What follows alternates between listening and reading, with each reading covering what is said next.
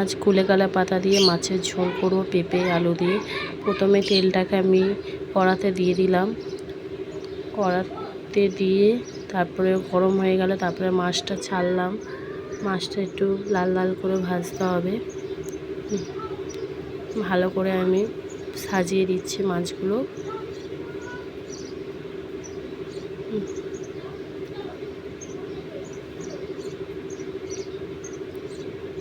আমি একটু গ্যাসটা একটু জোরে বাড়িয়ে দিলাম।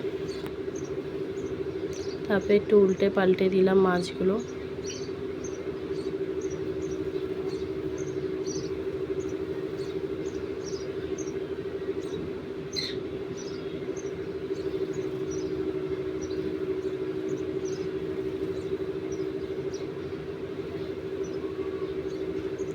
মাছ ভাজা কমপ্লিট। আমি লাল লাল হয়ে গেছে, আমি মাছটা তুলে নিলাম।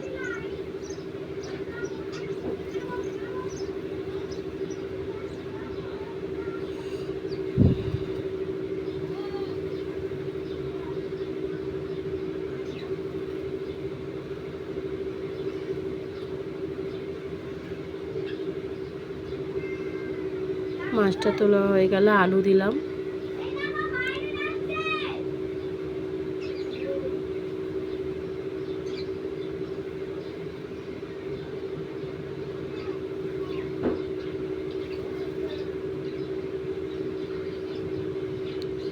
তারপর আমি পেঁপে দেব।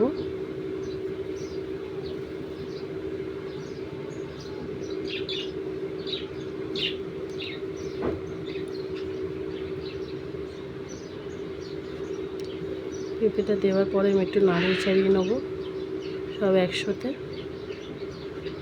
ভালো করে নাড়াবো।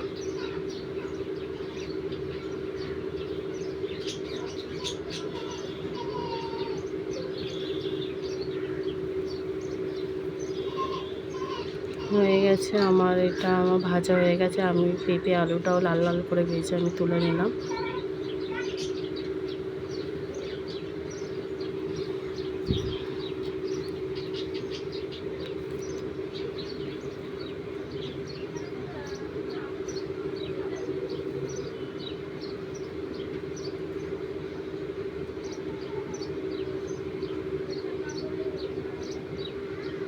সবগুলো আমি তুলে নেব। তারপর ওর মধ্যে আদা দিলাম তেলের মধ্যে, একটু নাড়ালাম তেলের মধ্যে। তারপর আমি টমেটোটা দিয়ে দিলাম। টমেটো দিয়ে একটু নাড়াচাড়া করব। টমেটোটা দেওয়ার পরে আমি কাঁচা লঙ্কা দিলাম।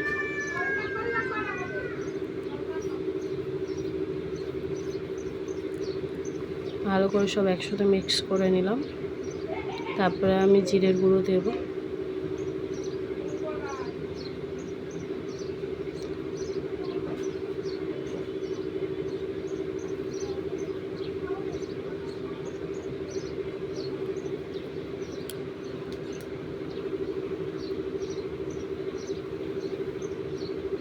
দিয়ে আমি জিরের গুঁড়োটাও ভালো করে তেলে একদম করে নিলাম, কষে নিলাম। একটু হলুদ গুঁড়ো দিয়ে দিলাম, আরও ভালো করে কষলাম হলুদটা দিয়েও।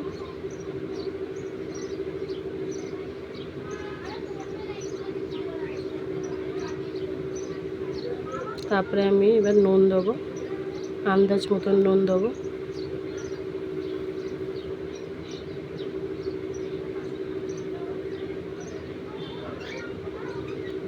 ভালো করে নাড়ি চাড়িয়ে নিলাম। মশলাটাকে ভালো করে কষতে হবে। তারপরে একটু লঙ্কার গুঁড়ো দিয়ে দেবো আমি ওর মধ্যে। আবার আমি সব একসাথে দিয়ে কষবো।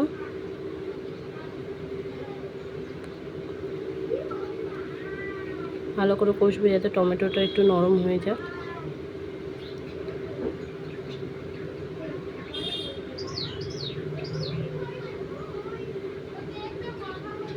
এবার আমি কুলেখাড়ার পাতাটাকে আমি দেব।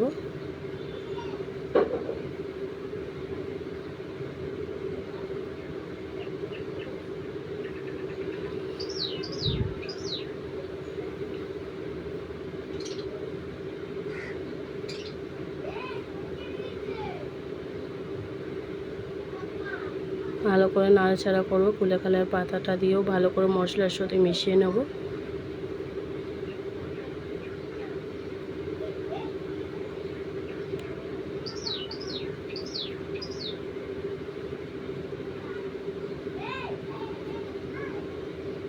তারপরে আমি আলু পেঁপেটা দিয়ে দিলাম ওর মধ্যে।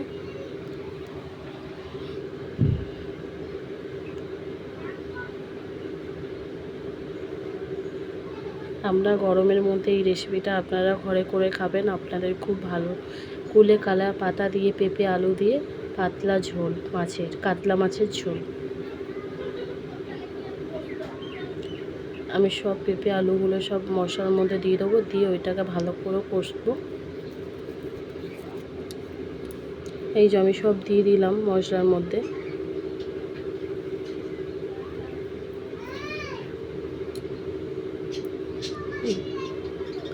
আমার সব দেওয়া হয়ে গেছে, এবার আমি সব মশলার মধ্যে কষে নেবো।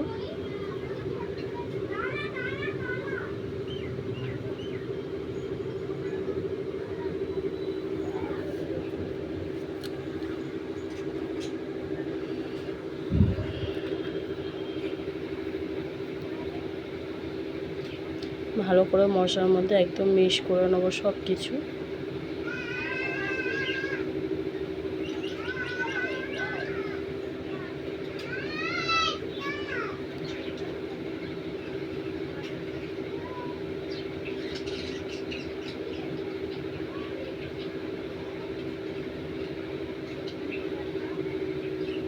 দেখুন আমার রান্নার কালারটা দেখুন। সব মশলাগুলো আমি একসাথে করে নিলাম, সব কষে নিলাম, ভালো করে কষতে হবে।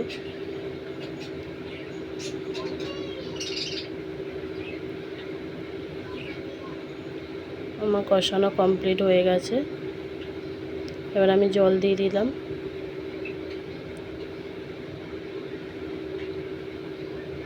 জল দেওয়ার পরেও একটু নাড়িয়ে চাড়িয়ে নেব খুন্তি দিয়ে। এবার আমি ঢাকা দিয়ে দেবো। ঢাকা দেওয়ার পরে এবার খুলে দেখলাম আমার ঝোলটা ফুটে গেছে। তারপরে আমি মাছ দেবো।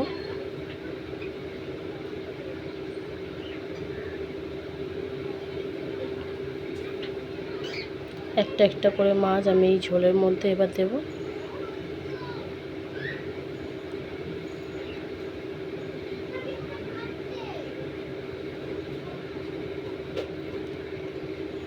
মাছগুলো আমি এবার দিয়ে দিচ্ছি। এবার দেখুন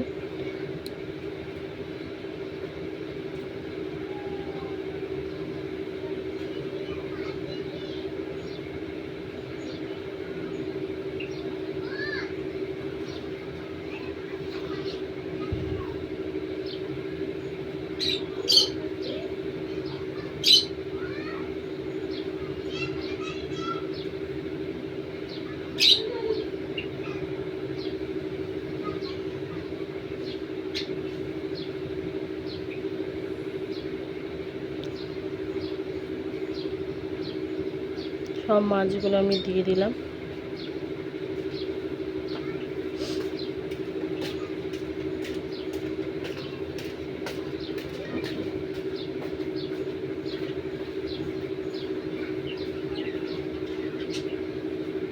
এবার আমি ঢাকা দিয়ে দিলাম।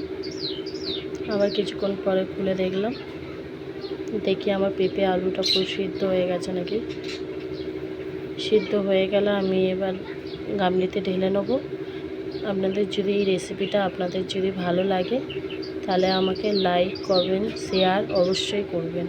আমি তাহলে আপনাদেরকে আরও ভালো ভালো রান্নার রেসিপি দেখাবো।